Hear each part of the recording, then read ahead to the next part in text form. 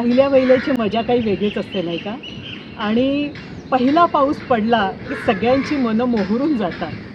अगदी वनात नाचण्यासाठी मोरच कशाला हवे, आपली मनंसुद्धा मोरासारखी थुई-थुई नाचतात आणि आपण खरोखर शारीरिक कसरती करायला लागतो, म्हणजे आपण नाचायला लागतो. कवी सौमित्रने फार छान कविता गारवामध्ये केल्या आहेत. पहिला पाऊस, पहिली आठवण, पहिलं अंगण. अरे, पहिल्या वैलेची मजा काही वेगळी असते असं सांगणारी ही कविता आहे. तशाच पावसाच्या अनेक कविता आहे आणि त्याला हृदयनाथांसारख्या माणसांनी तर फार फार छान संगीत दिलेलं आहे. हृदयनाथांच्या कविता किंवा गाणी म्हटल्यानंतर मला अनेक गाणी आठवतात. पण तत्पूर्वी आपण एक सुंदर कवितेचा आस्वाद घेऊ आणि त्याहीपेक्षा जास्त माझ्या आजूबाजूचं वातावरण पाहताय, हिरवीगार झालेली झाडं आणि कुणी असं पाईपने पाणी घालून झालेली नाही आहेत, तर निसर्गाने आपली रिमझिम बरसात केली आहे. 5 दिवसांचा अविरत पाऊस इथे कोसळलेला आहे आणि हे बघा, हे माझ्या बाजूला असलेलं तळं, तुमचं मनसुद्धा मोहरून आलं ना? चला तर मग आधी कवितेचा आस्वाद घेऊ आणि पुन्हा एकदा आपण जुन्या गाण्यांकडे आणि जुन्या कवितेकडे वळूया. नमस्कार, माझं नाव प्राजक्ती तुषार फैसल. माझ्या कवितेचं शीर्षक आहे पाऊस. मी चाल लावली आहे ह्या कवितेला आणि गाऊन तुमच्यासमोर सादर करणार आहे. बघा आवडते का? ऋतू बदलाची साहुल घेऊन, ऋतू बदलाची साहुल घेऊन आलास तू हलकेच दारी.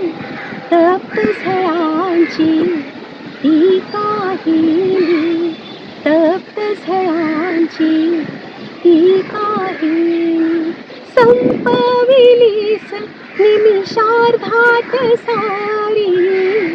ऋतू बदलाची साहुल घेऊन, भिजल्या वेली भिजली पाणी, भिजली अवघी धरा, भिजले तृण भिजले मन, बरसल्या जेव्हा तुझ्या धारा. ऋतू बदलाची साहुल घेऊन, भेगाळलेल्या या जमिनीला तुझीच ओढ लागली होती. काळजावरती सरी पाडून वाट तिने तुझी पाहिली होती.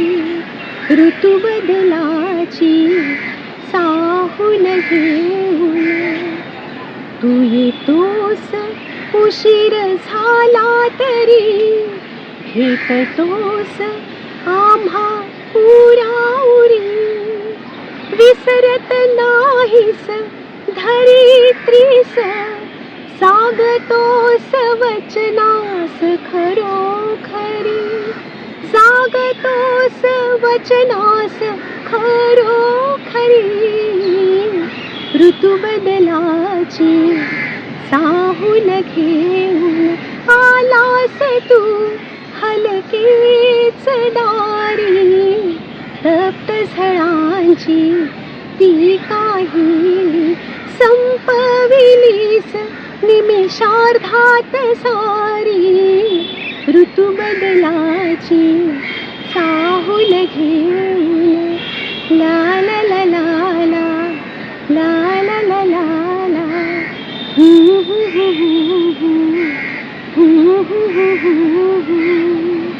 धन्यवाद. आत्ताच मी उल्लेख केला पंडित हृदयनाथ मंगेशकर यांचा.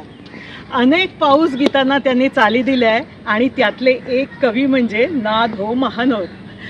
पु ल देशपांडे एकदा गमतीने त्यांना म्हणाले होते, त्यांच्या कवितेमध्ये हा असा निसर्ग आणि धोधो कोसळणारा पाऊस इतका असतो की नाधो, तुम्हाला ना नाधो महानोर न म्हणता धोधो महानोर म्हणायला हवं.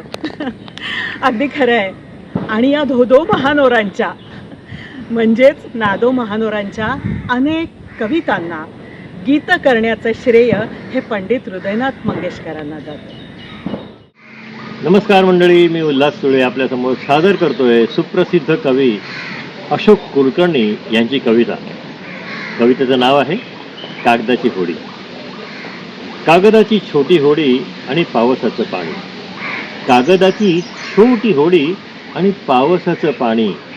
पुन्हा पुन्हा आठवते ती बालपणीची कहाणी. धुवाधार तो पाऊस जख्ख मधाळ आजी.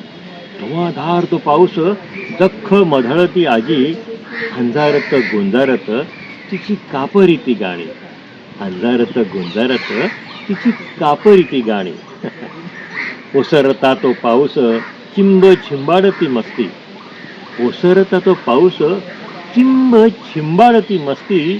कधी पाण्यावर होडी, कधी होडीमध्ये पाणी. रिम छिमता पाऊस कधी अल्लाडती झडी. रिम छिमता पाऊस कधी अल्लाडती झडी. कधी छत्रीत भिजत भेटे माशुक तिजवानी. धुंद यौवनाचा संग गंध मादक मोहवी.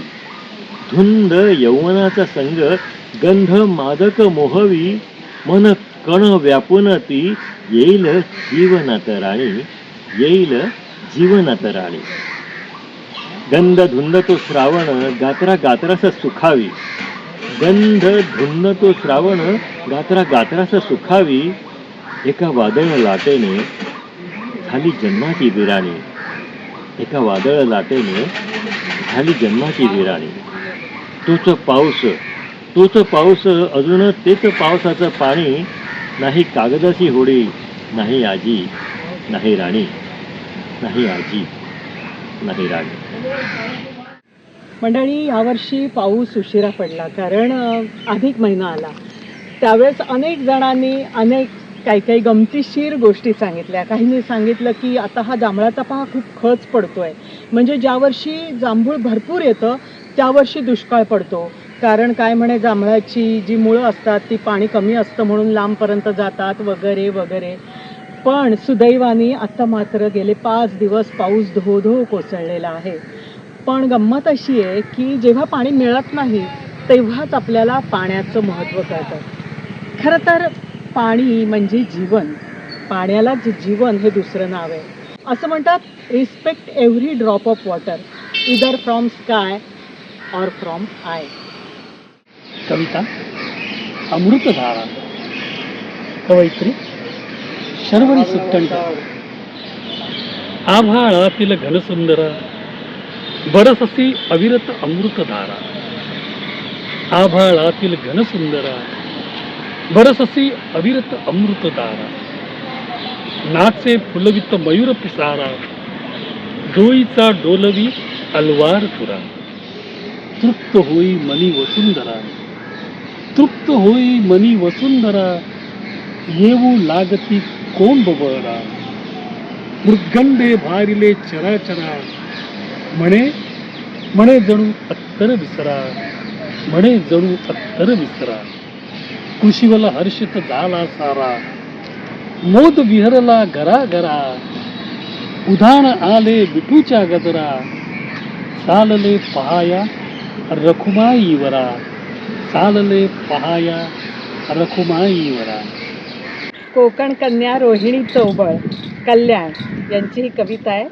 कवितेचं शीर्षक आहे सहवास. पावसाच्या सरी देती गारवा. पावसाच्या सरी देती गारवा. चमकता विजत दिलं घेणं तुला. संगतीला मला तूच रे हवा. संगतीला मला तूच रे हवा. थंड थंड सरी दे उब मला. पडे पाऊस झिम्माड झिम्माड. आली शहारे बघ अंगावरी. सहवास तुझा मयूर पंखी खळी पसरली गारावरी. सहवास तुझा मयूर पंखी खळी पसरली गालावरी. पाऊस आपल्या शहरी लोकांसाठी किंवा खास करून मुंबईकरांसाठीचा पाऊस वेगळा असतो. आणि शेतकऱ्याच्या आयुष्यामध्ये पावसाला आपलं असं वेगळंच असं स्थान असतं. तर अशा शेतकऱ्याच्या आयुष्यातला पाऊस आत्ता या कवितेतून आपल्या भेटीला येतोय. कवितेचं नाव आहे चला पेरणी करूया. आला पाऊस मृगाचा चिंब धरती भिजली. आला पाऊस मृगाचा चिंब धरती भिजली, चला पेरणी करूया वसुंधरा गर्भाळली. मृदगंध सुवासिक बीजांकुर गर्भातून, मृदगंध सुवासिक बीजांकुर गर्भातून रोपे नाचली वाऱ्यात मंदगंध गंधाळून. निसर्गाचा चमत्कार सृष्टी हिरवी सजली, लेकुर वाळीचा साज धरा सुंदर शोभली. बळीराजा शिवारात धान्य बियाणे पेरण्या, जाती घेऊन सोबत बैल जोडी नांगरण्या. सारा थकवा गायब कष्ट करीती शेतात, स्वप्न सत्यात उतरे पुढे दिवस सुखात. साऱ्या जगाचा पोशिंदा घाम गाळतो अपार, पावसाने कृपा केली आता फुलेल शिवार. कुटुंबाची नसे चिंता मोती दाणे शिवारात, जगी धान्य पुरवठा शेतकरी आनंदात. बैलजोडी प्रिय फार पाठीवर फिरे हात, बैल पोळा सण सजे एकमेक दीप वात. सुख सोहळा साजिरा पुरणपोळीचा घास, दीप अक्षता सुपारी तबकात औक्षणास. इंद्रधनु सप्तरंगी शोभे नभात कमान, नवलाई मनोहर पाहताच हरे भान. नवलाई मनोहर पाहताच हरे बाण.